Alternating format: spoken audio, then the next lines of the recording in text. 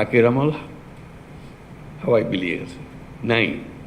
কারণ আমাদের উপর সারা বিশ্বের নজর, এবং আমিও নিজেকে আবিষ্কার করেছি যে আমার তো অনেক ক্ষমতা আছে, এই ক্ষমতা আমি ব্যবহার কেন করবো না? যেটুকু আছে এর মধ্যে আমি করব। আমি বলবো আমাকে এই দেন ওই দেন, এর মেরামত করে সব বলতে থাকবো, কিন্তু কাজ থেমে থাকবে না। কতগুলো খুব সহজ কাজ, ওই আগের আমলে এইভাবে হয়েছে বলে এখনো হচ্ছে। মাথার থেকে সুরে ফেলানো আগের আমল হাওয়ায় বিলিয়ে গেছে, নাই। অর্থাৎ আমরা গুহা থেকে বের হয়ে এসেছি 1000 বছর পরে আর পৃথিবীর সামনে। সে গুহার মানসিকতা দিয়ে তো এই পৃথিবী চলবে না, গুহার থেকে বেরিয়ে আসতে হবে। এইটুকু শুধু স্মরণ করিয়ে দেওয়া যে আমরা গুহাবাসী নই, আর কোনো ব্যাখ্যা দিয়ে কাউকে বোঝাতে পারবো না গুহা কী ছিল, কারণ তারা সে দেখে নেই, তার পরবর্তী প্রজন্ম দেখে নেই। তারা দেখেছে যে আপনারা তো গুহার থেকে বেরিয়ে এসছেন, আপনারা কেন বসেছেন? আমরা কিন্তু গুহাবাসী হিসেবে হাত পা বন্ধ করে বসে আছি, গুহার থেকে যে বেরিয়ে গেছি সেটা মনে নেই। তো শুধু সেটুকু মনে করে দেওয়ার জন্য এই ইন্টারিম পিরিয়ডে, মানে এই পরিবর্তন, যে আইন পরিবর্তন, বরাদ্দ পরিবর্তন, প্রাতিষ্ঠানিক আয়োজন পরিবর্তন, যেটা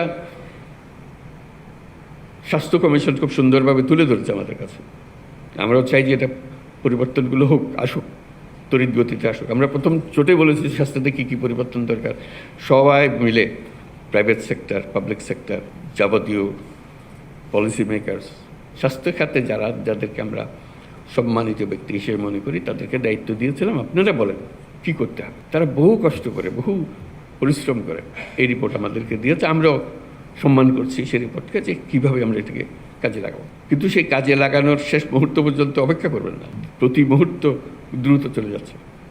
এগুলো কবে হবে? হবে এক সময়, কিন্তু আজকের দিন তো আজকের দিন, এটা তো আর ফিরে পাবো না। আজকের দিনের কাজ আজকের দিনেই করে ফেলতে আমার মতো করে করতে হবে। আর কারো পরামর্শের জন্য আমি কি কম অভিজ্ঞ নাকি? আমি কি কম দেখেছি নাকি? আমি কি জানি না কী করতে হবে? ও করে না কী করবো আমি? আমারটা আমি করব। আমি যেটুকু আমাকে জায়গা দিয়েছে, যে জায়গাতে আমার করার কথা, আমি তো সৌভাগ্যবান, আমাকে কিছু দিয়েছে, কিছু একটা দিয়েছে, আরেকজনকে কিছুই দেয়। সমাজ আপনাকে, রাষ্ট্র আপনাকে কিছু সুযোগ সুবিধা দিয়েছে, সবটা দেয় নাই। আপনার মনে বেদনা যে আমাকে সবটা দেয় নাই, যেটুকু দিয়েছে সেটার যেহেতু একটা সুযোগ পেয়েছি, যে বললাম একটা মহা সীমারেখা আমার কাছে উঠিয়ে নিয়েছে, আমি এখন মুক্ত মানুষ করতে পারি। সেটুকু করার জন্য দুর্নীতি এক জিনিস কী ছিল, কীভাবে হয়েছে সেটা ব্যাখ্যা আমার দেওয়ার দরকার নেই, আপনারা অনেক জানেন।